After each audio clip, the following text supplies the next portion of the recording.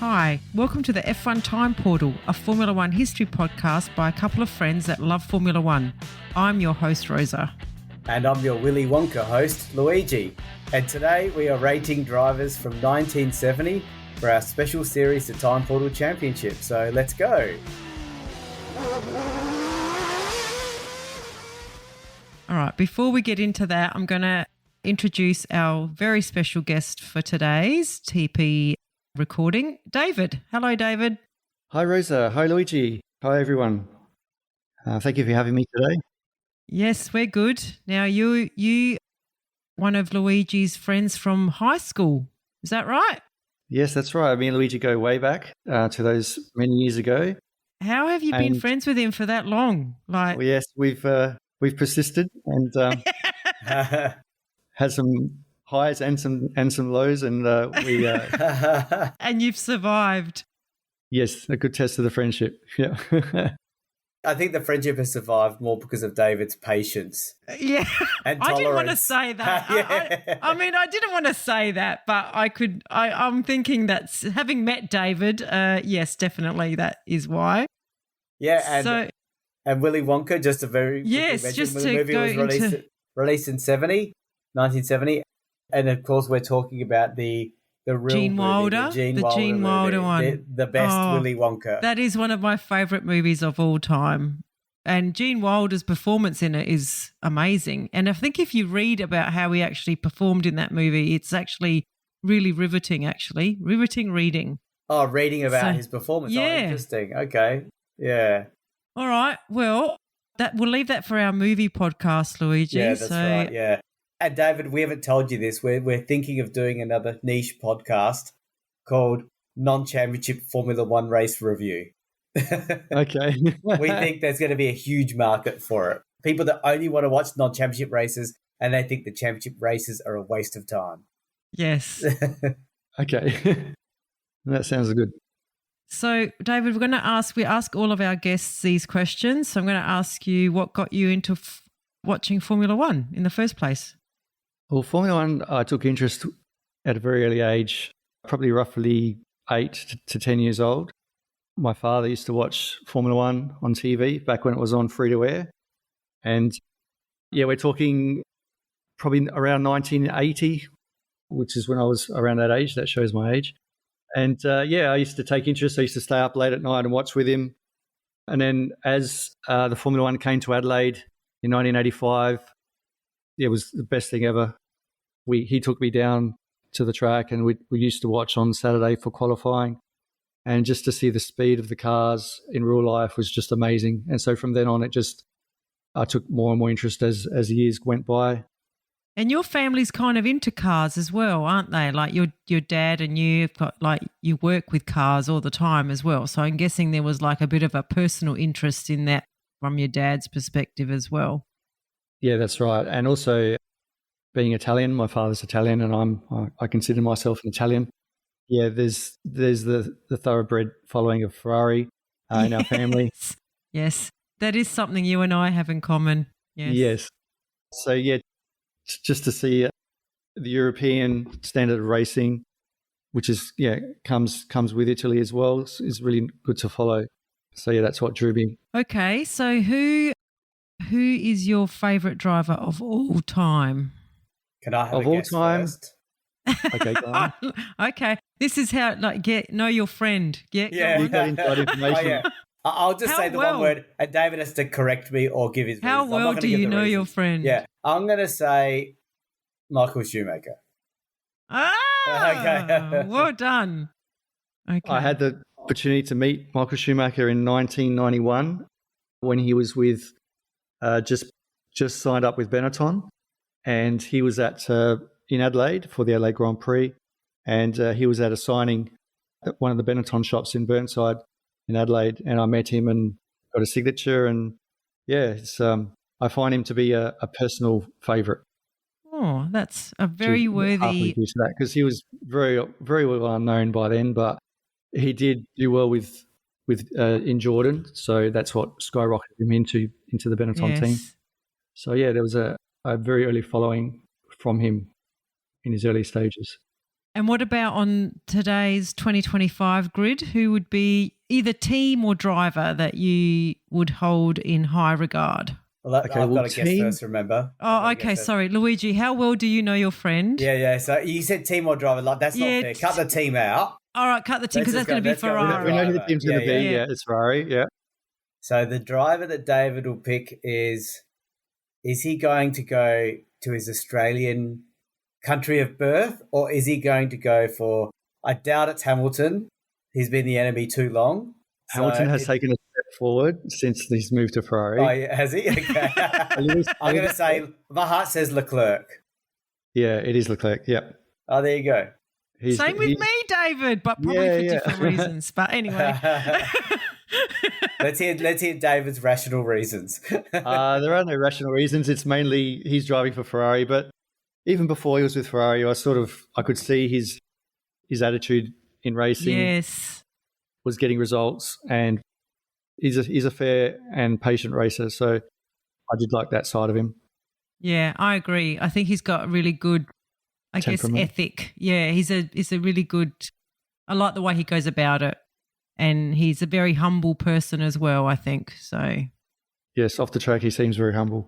Yes, it's funny that you look up to Shoemaker and Leclerc because I don't see the connections. They're kind of at opposite ends, aren't they? Yes. Yeah. I guess it's the era. Back in Shoemaker's era, there was a few drivers along who raced along those lines. I won't mention names, but that seemed to be the way forward back then. And now the race scrutineers are a lot more firmer with errors and misplacements in placing their cars. So it's a different era now. Yeah. That's interesting comments, David. I'll take you up on that offline, I think. That's an offline discussion. Yeah, we don't have enough time on this podcast for you two to get into an argument. No, that's another podcast. Yeah, exactly. All right, well, shall we get started, Louis? Yeah, and just before we get started, one last thing I was going to say. We've tried very hard to get David onto this podcast. Oh, gosh. And this would be the third or fourth time we've recorded with him. Yeah.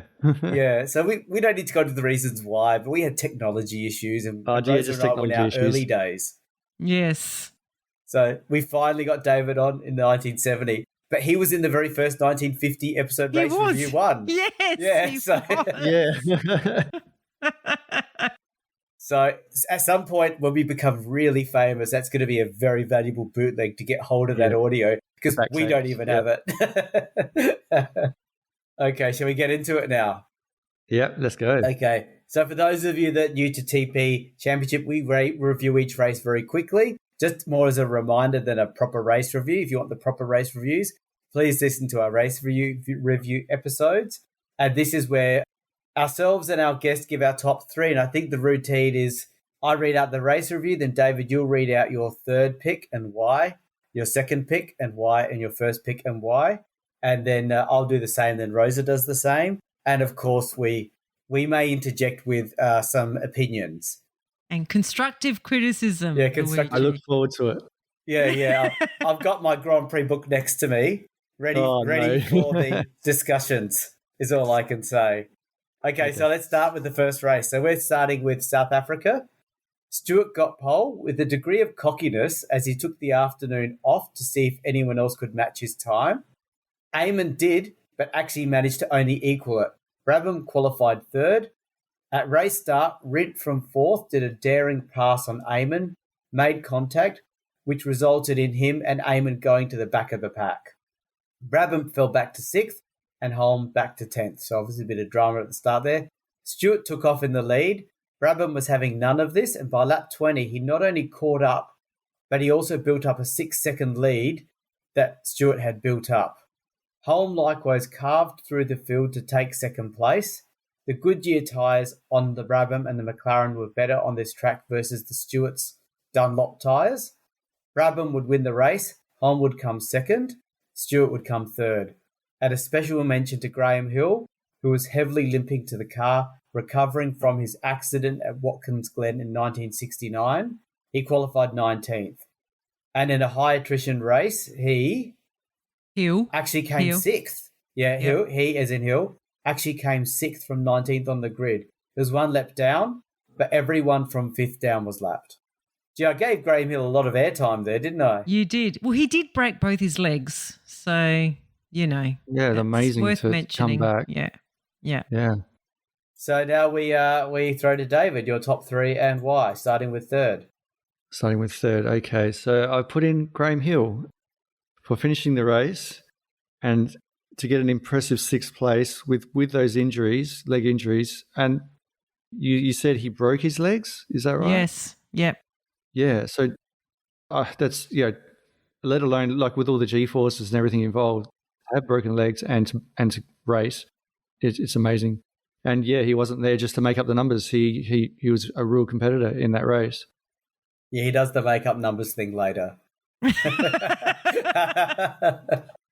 But that's not the day to talk about that. We're giving him a lot of credit. It's not like I'm bashing him. Yeah, no. Okay, next one, David. So for second place, I put Holm. He came back from 10th for coming back. Yeah, he came back from 10th and qualified in 6th. So he dropped down to 10th during the race. Yeah. Yeah, he went down to 10th. So yeah, after his issue he had. So yeah, to come back, I thought that was pretty good. Judging by the rest of the competition, that's a good place, I thought. And to place number 1, I gave it to Brabham. Brabham, after the collision with Rindt earlier in the race, that set him back to 6th, and then he recovered to win, but he also won by 10 seconds. That's a huge amount of stuff happening in that race, and for him to be convincing 10 seconds ahead, that's pretty good in my books. Yeah, I've got no complaints. Yeah, no, I think they're very sensible tips. Yes, very good. And mine are the same 3 drivers, pretty much, but slightly different order. So I think I've noticed a pattern in myself because I put Holm in third. Strong second place. I called it a workman-like performance. Like you really don't rate him. You don't rate him, do you? No, I keep bashing him, don't I? You bash him for his consistency. It's boring. But he's the only New Zealand world champion, so I guess that I've got to find him interesting in some way. You know what I think it is? I think I've got a bias against... No, I don't want to say it. No, don't say that. Don't say that. No, it's nothing racist. No, I think New Zealand is cool. Yeah. I'll put Hill in second. I just thought it was, like David said, an amazing performance to get 6th despite his injuries. And he also survived a race of very high attrition. And yeah, it's very impressive. And I think it shows that he still has the speed that he's like 43, I think, at this time, Roger. No, maybe 41. Yeah. 41. We know he sort of gets slower. So this is like the peak, the end of the beginning, the beginning of the end of Hill. Yeah. Beginning of the end of Hill. Yeah. And Brabham first. Not only was this his final Formula One win, this is not a spoiler, remember, because people should have heard the race reviews, but it was actually a really strong performance. I mean, he overcame early dramas from Rindt, as we talked about, and Stewart was no slouch. He was the defending champion. Yeah, so just an awesome drive, and he was 44. Yes, he was 44, exactly. Yeah, Brabham. Yes. Well, I had exactly the same tips as David, so that's why I thought his tips were really, really sensible. Yes, very sensible. Yeah, Luigi, you underestimate or underrate Holm so much. Like, we do these things a lot and you always are underrating him. So I've given him my second spot, which is deserved rather than third. But yes, I had the same as David. So after the first race, we have Brabham shot into the lead on 24 points, Holm second on 16 despite Luigi, and Hill third on 14. Yeah, and just to give David some context, for those listeners that are regular listeners, we did a 1960s decade episode. And I think, Rosie, you put Holm in your top 5 greatest. Yes, I did. And I didn't even have him in did. I had the top 5, and then I had the people who just missed out. Yeah, and he wasn't even in that. He wasn't even in that. He may have been in that. He may have been, but at the bottom of it. Yeah, exactly. Behind drivers that didn't win championship or anything, or didn't even participate most of the decade. Yeah, anyway. Exactly. Oh, all right. We're off to Spain now. So, farcical race organisers kept changing their minds as to how many cars could start this race. It caused huge confusion. Even on race day itself, they tried to allow everyone to start, but the CSI stepped in and said they couldn't contradict their own regulations. How embarrassing. Brabham got pole, followed by Holm, although Luigi won't rate him, and Stewart was third. Race drama when Oliver and Ix collided, both cars exploding with full tanks of fuel. Luckily, both drivers escaped serious injury. The race, however, did not stop. Foam and water from the fire people, Luigi? Water, From foam the fire and water. people extinguishers. The extinguishers that the fire people used. Caused lots of anxiety for the remaining drivers on the track. Stewart held on to the lead, with Brabham getting close to passing him when his car retired, unfortunately. Then almost everyone else retired, with only 5 cars left at race end. Stewart had lapped the entire field. So, Stewart first, McLaren second, Andretti third. Hill, Gallant in fourth, still recovering, and Servoz Gavin in fifth. All right, over to you, David. All right, and this is the race, well, one of the races where the organisers were trying to keep cars from not starting, and it ended up only 5 finished. So that's typical of this race. Put them all in. Spain or Monaco? This is Spain. Oh, it's not Monaco. Sorry. Okay, keep going. Yeah, because I think, was it the first 3 races that they were bickering about the rules of who can qualify? Yes. How many cars can be on the grid and where they qualify. So, yeah, that's a bit of an understatement there.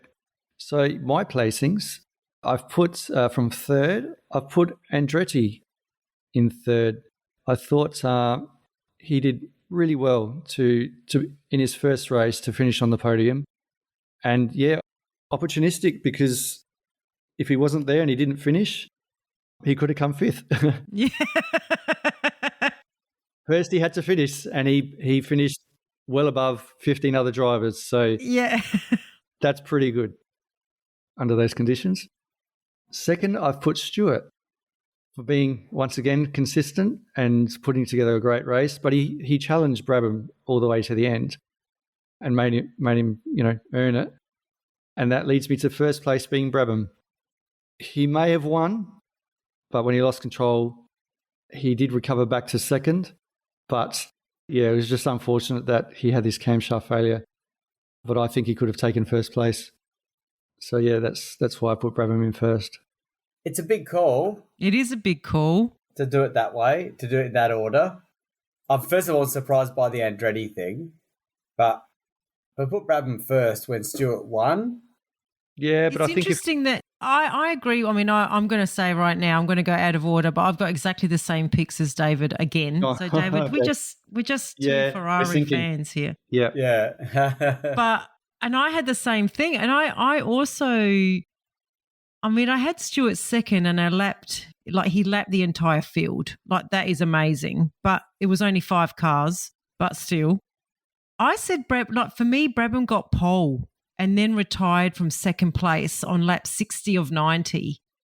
And he'd already caught Stewart. Luigi. So I agree. I think it's a big call, but It's one of those 50-50s. He would have won it. Yeah, he probably would have, but it's one of those 50-50s. Like, yeah, I can see both sides. This is one where it's like, it sort of makes sense. Yeah, probably worth splitting them. Because I'll do my top 2 were Stewart first, Brabham second. I don't need to go into the reasons now because it's all the same. But I just was pivoting the other side, maybe because I like Stewart more than Brabham. Yes, because you think Stewart is like the best thing since sliced bread. There's no Holm in this one. No. That's right. So I will say my third place was actually the Lotus 72 car. And for those of you that are able to take the time to look and not be driving or something, look up Lotus 72. I don't like it when they name the cars a number that's similar to the year. So it's the Lotus 72 from 1970, and it's the grandfather of all Formula One cars that you see today. It was the first car that had side radiators instead of front-mounted air radiators. So, and that's what drives what Formula One cars look like even to this day. So, yeah, that's my call. I only gave it third, just a tip of the hat. and a dishonourable mention to the Spanish race organisers because it was farcical.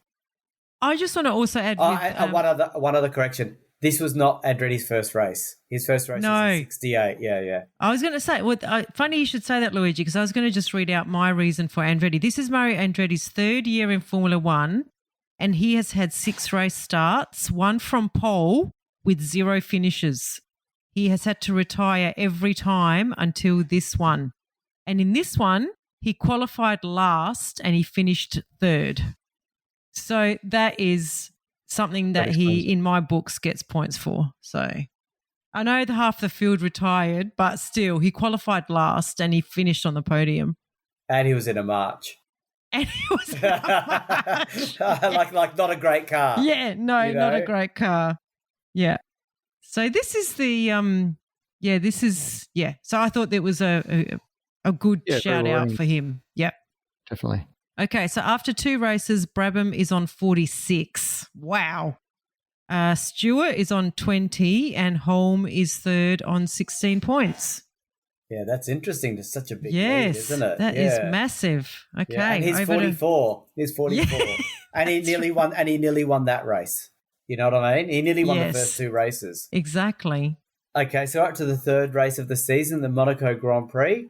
So Stewart really dominated practice and achieved pole, followed by Eamon in the March and Holm in the McLaren. Brabham was 4th and Rindt in the Lotus was 8th in that Lotus 72.